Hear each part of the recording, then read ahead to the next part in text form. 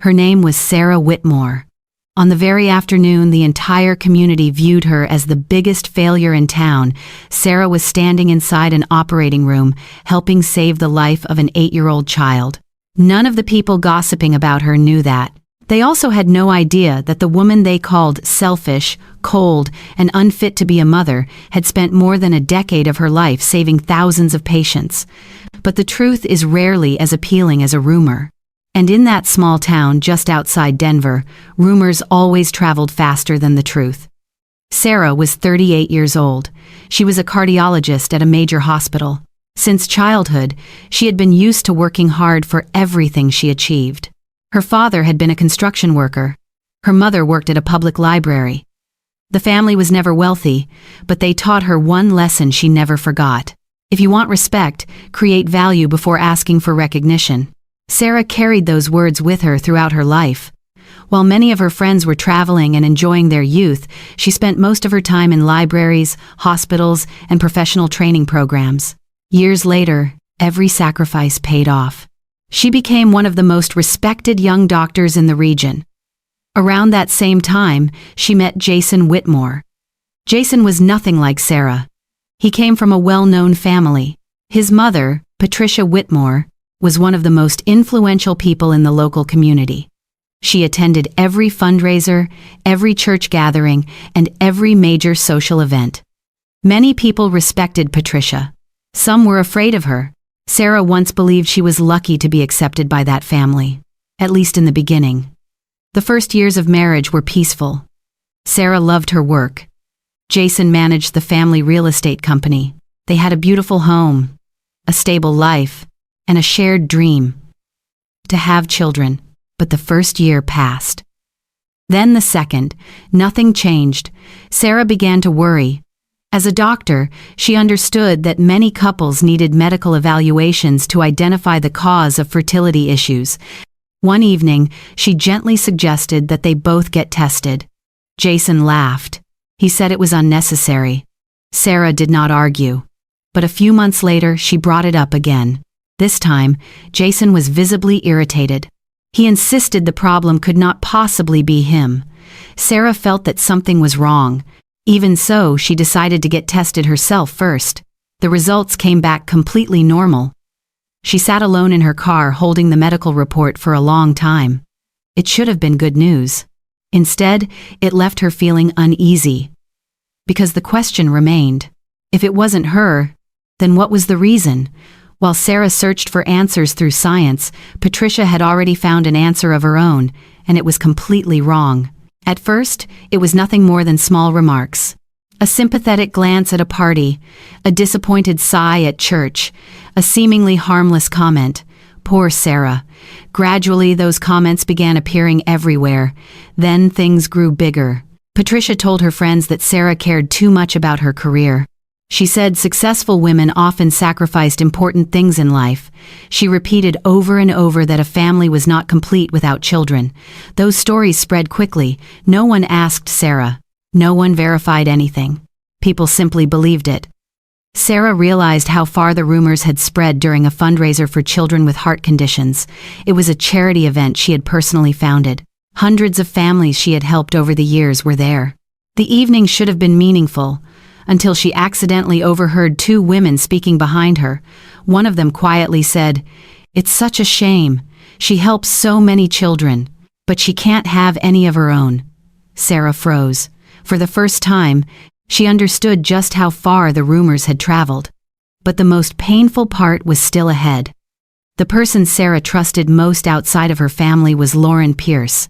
They had known each other since college. Lauren had been her maid of honor. She was the person Sarah called in the middle of the night when her father passed away. She was the person who always showed up whenever Sarah needed someone to lean on. At least, that was what Sarah believed. Whenever the gossip became overwhelming, Lauren would come over to comfort her. She brought pastries, she brought wine, she brought all the perfect words. But there were things Sarah never noticed. Lauren knew far too much about Jason's schedule. She often asked strange questions about their marriage, and she tended to look at Jason a little longer than necessary. Sarah never saw it, because she trusted her completely. until the day everything fell apart. One evening after a long hospital shift, Sarah came home. She opened the front door. The house was unusually quiet. A large envelope sat on the dining table. Inside were divorce papers. Sarah stood frozen, her heart pounded, not because she was shocked, but because the terrible feeling she had been trying to ignore for months had finally become reality. She rushed upstairs. Half of Jason's closet was empty. He had already left. No explanation. No conversation. No chance to save the marriage. Just a few weeks later, the entire town knew Jason was living with Lauren, Sarah's best friend, the woman who had stood beside her on her wedding day, the woman who had promised she would always be there for her. In that moment, Sarah did not just lose her husband. She lost the friend she trusted most, and the worst part was that almost nobody stood by her side. Everyone believed the same story, that Sarah was too ambitious, that Sarah could not have children, that she had pushed her husband into the arms of another woman. What nobody knew was that this was only the beginning of a much bigger lie. After the divorce, Sarah Whitmore all but disappeared from the town's social life. She stopped attending gatherings. She offered no explanations. She never argued, and she never responded to any of the rumors. Every morning, she drove to the hospital. Every evening, she returned to her small apartment on the western side of Denver, day after day, week after week. Sarah tried to rebuild her life in the only way she knew how: by working. If there was one place in the world where she still felt valuable, it was the hospital. Within those bright white hallways, nobody cared that she was divorced. Nobody asked why she did not have children. Nobody looked at her with pity. There, Sarah was simply a doctor, a woman capable of saving lives, and that was enough to keep her moving forward. 3 years after the divorce, Sarah had become one of the hospital's most accomplished physicians. Her name appeared on numerous professional improvement initiatives. Several treatment protocols had been successfully implemented because of her recommendations. Young doctors frequently sought her advice. Even those who had once been skeptical of her abilities were forced to acknowledge her talent. That was why, when the position of medical director was about to be filled, almost everyone believed Sarah would be selected. Even Sarah believed it herself, not because she was overly confident, but because she knew how hard she had worked. Years of sacrifice, countless sleepless nights, emergency cases that lasted until sunrise.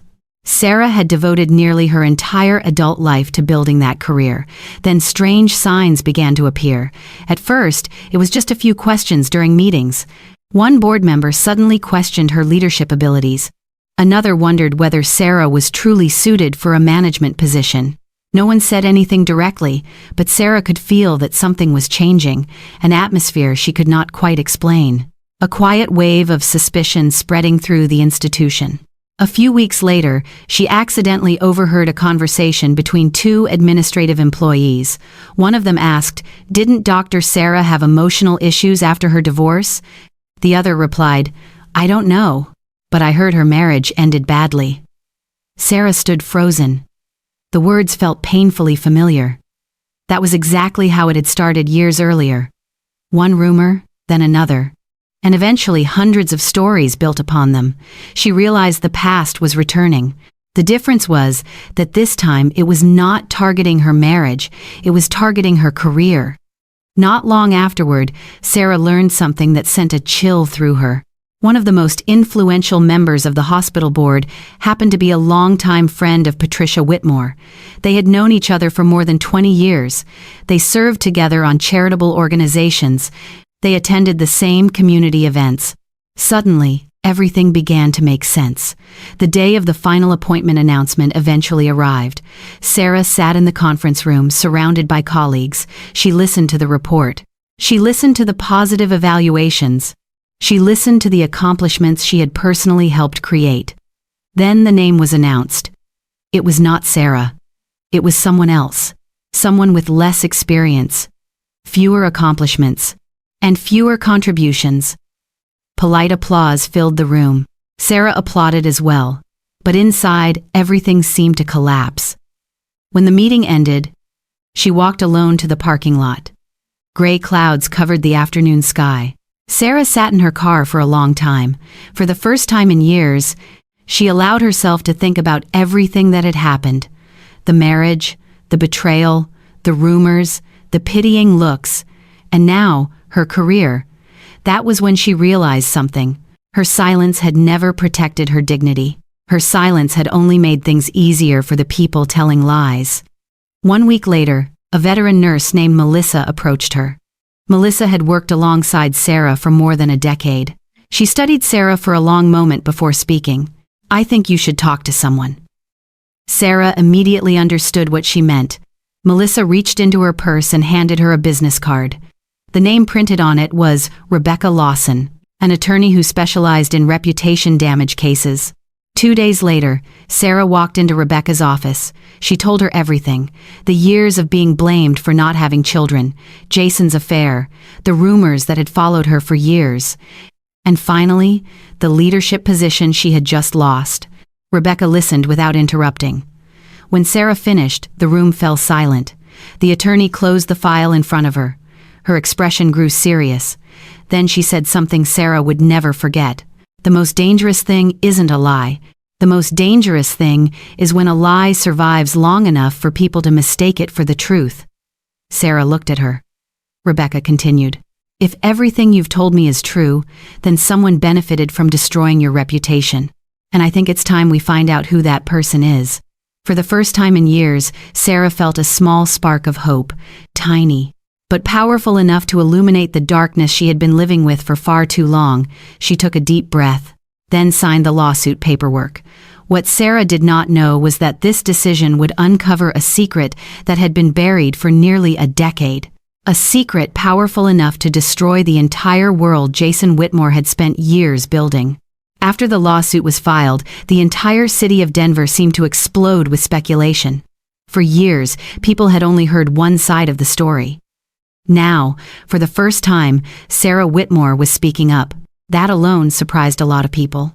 Some supported her, others believed she was simply trying to reopen old wounds, but no one reacted more strongly than the Whitmore family. Patricia Whitmore began appearing at even more community events than usual. She constantly spoke about her son, constantly praised the happy life Jason and Lauren had built together, constantly insisted that Sarah was nothing more than a bitter woman who could not let go of the past. What Patricia did not realize was that every time she repeated the same story, she was unintentionally providing Sarah's legal team with more evidence. Rebecca Lawson worked almost non-stop. She gathered statements, archived social media posts, documented witness accounts. Little by little, a clearer picture began to emerge. Then, an unexpected development changed everything.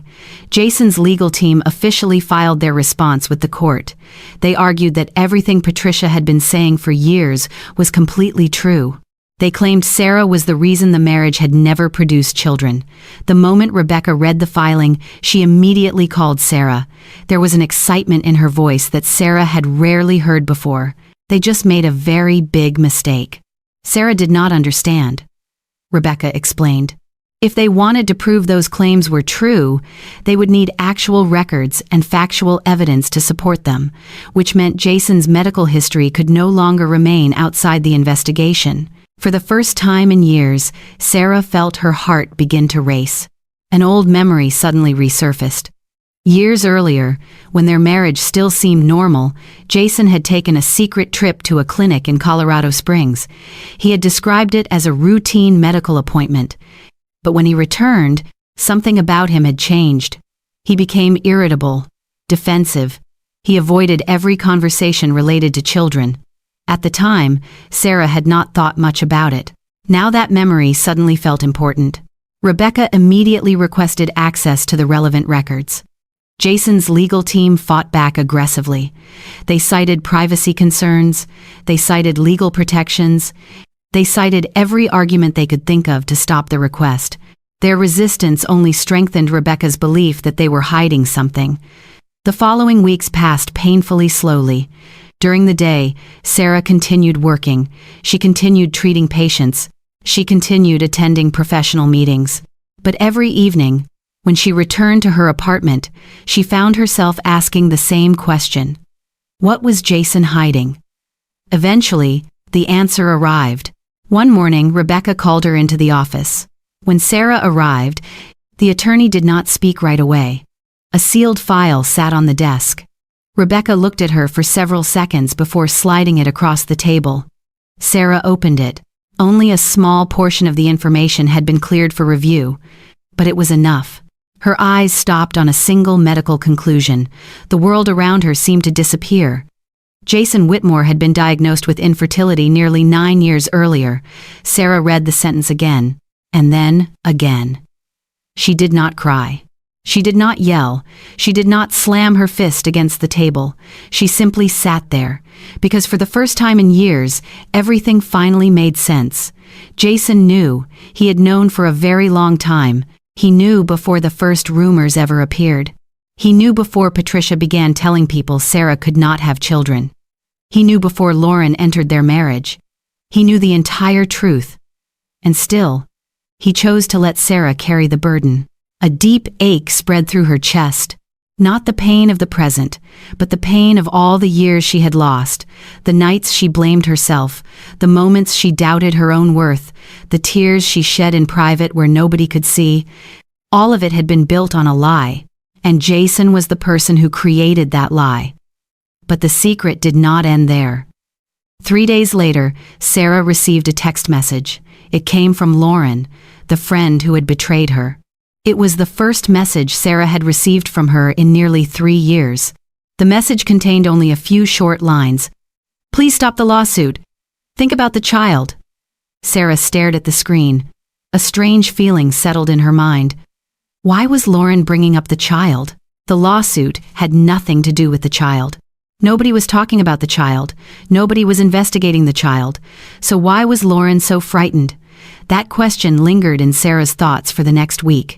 Then one day, a man walked into Rebecca's office. His name was Michael Turner, and he brought a story that turned everything upside down. Years before Lawson publicly began her relationship with Jason, she had been involved with Michael. The relationship ended abruptly. Lawson disappeared from his life. She blocked every form of communication. She never offered an explanation. Michael believed the chapter had ended, until one day he saw a family photo Lawson had posted online. Something about the timeline felt wrong. The dates did not match. The sequence of events did not match. And the feeling in his gut became impossible to ignore. When Rebecca finished telling Sarah the entire story, the office fell silent. Slowly, Sarah lifted her head. A cold realization ran through her. If Jason truly could not have children, if Lawson knew that, then whose child had they been proudly presenting to the world all these years? The question hung heavily in the air. And nobody in that room realized that the answer was about to destroy everything the Whitmore family had spent years trying to protect. The following weeks passed faster than anyone could have imagined. News of the paternity test request spread throughout Denver. At first, many people dismissed it as speculation, just another side story that was not worth paying attention to. But then Lawson's silence began to raise questions. She stopped appearing regularly on social media. The happy family photos suddenly disappeared. Jason also became noticeably absent from community events. Meanwhile, Patricia Whitmore continued trying to act as though everything was normal. She kept attending social gatherings. She kept showing up at church. She kept defending her son against every rumor and accusation, but the people who had once believed her without question were beginning to waver. For the first time in years, the truth was emerging in the form of evidence rather than stories. The day the test results were released, the atmosphere inside Rebecca's office felt heavy. Sarah sat across from her attorney. Michael Turner was there as well. No one spoke. Rebecca opened the file. She read through the report slowly. Then she looked up. The results confirmed that Michael Turner was the child's biological father. Silence filled the room. Even though everyone had prepared themselves for that possibility, seeing the truth confirmed in writing felt completely different. Sarah closed her eyes for a moment. Not because she was happy, not because she felt victorious, but because the final piece of the puzzle had finally fallen into place. Jason knew he could not have children. Lawson knew it too. Yet both of them allowed the entire town to believe that the child was proof that Sarah had been the problem all along. For years, hundreds of whispered conversations, hundreds of sympathetic looks, hundreds of moments when her reputation was put on trial, all of it had been built on a lie. Not long afterward, Jason's attorney contacted Rebecca. They offered a settlement, a substantial financial payment, a formal apology addressed to the hospital, an official correction of the damage done to Sarah's reputation. In exchange, the case would end quietly. No public hearing, no release of records, no further attention from the community. Rebecca placed the proposal in front of Sarah. Then she looked at her. It's a very favorable offer. Sarah understood that. Financially, she would win. Professionally, she would win. Many people would advise her to accept it. But as she looked down at the paperwork, memories of the past came rushing back. No one had slandered her in private. No one had damaged her reputation in secret. They had done it publicly. At church. At parties. At community gatherings. If the lie had been spread publicly, then the truth deserved to be heard publicly as well. Sarah gently shook her head. She refused. The final hearing arrived sooner than expected. The Ethics and Legal Review Chamber was nearly full. Several members of the hospital board attended. Many people from the community showed up as well. Some came out of curiosity, others came because they wanted to know the truth. Patricia sat beside Jason. For the first time in years, she no longer carried her familiar confidence. Lauren sat near the back of the room. She barely lifted her head. Sarah entered last, calm, composed, the same way she walked into an operating room every day. Rebecca presented the entire case. The statements, the witnesses, the records, the professional damage Sarah had suffered. Then came the medical records. Only the necessary portions were disclosed. Not much, but enough. Enough to prove that Jason had known the truth for nearly a decade. The room fell silent. Some people exchanged uneasy glances. Others lowered their eyes. Those who had believed the old story no longer knew how to react. Rebecca continued with the paternity test results. Each detail fit together like pieces of a completed puzzle. There was no room left for doubt, no room left for excuses. The truth stood clearly before everyone. Then, suddenly, Patricia rose to her feet. Her face had turned pale. Her voice trembled. She pointed directly at Sarah and repeated the sentence that had followed her for years. Not every woman is born to be a mother. The room became completely silent. Sarah slowly stood, not angry, not bitter, and without raising her voice. She looked at Patricia, then she looked at Jason. Finally, she spoke. You're right. There was one person in that marriage who truly could not have children. Patricia froze. Sarah continued, but that person was never me. She paused for a few seconds, then delivered the final sentence. The medical records only carry your son's name. No one said another word. No one argued. No one objected, because there was nothing left to argue about. The truth had finally entered the room, and everyone could see it. 2 months later, the hospital reopened the selection process for the medical director position. This time, there were no rumors. No baseless doubts. Sarah was chosen by an overwhelming majority. When she stepped into her new office, she felt lighter than she had in years. Not because of the title, not because of the victory, but because she was finally free from carrying someone else's burden. Jason moved away from Denver shortly afterward. Patricia gradually disappeared from community activities. Lauren and Michael began working through custody arrangements for the child, and Sarah remained at the hospital, doing the work she loved, saving lives every day. Before closing that chapter of her life, she sent Patricia a short letter. Just one sentence. I stopped carrying your son's lie. I hope one day you'll be able to do the same. A reply never came, but Sarah no longer needed one, because sometimes healing does not come from an apology. It comes from the moment you finally know who you are, and refuse to let anyone define you through their lies.